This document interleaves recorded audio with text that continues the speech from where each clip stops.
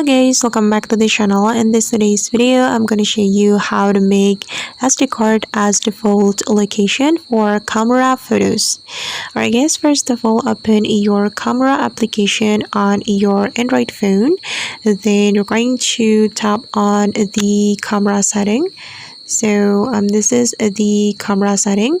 You have to click on it, and after the camera setting has been opened, you're going to click on the storage location, this one, and here you can see that my default location for camera photos is my internal storage, and we're going to change it. Tap on the storage location and tap on SD card.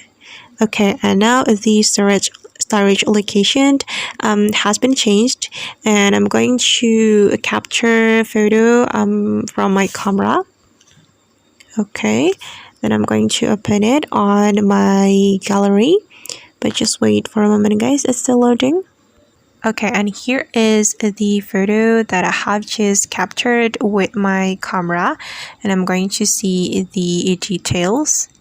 Okay, now the photo has been saved to my SD card.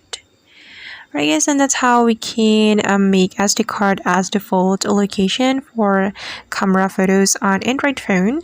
I hope this tutorial will be useful for you. Thank you so much for watching, and see you on the next video.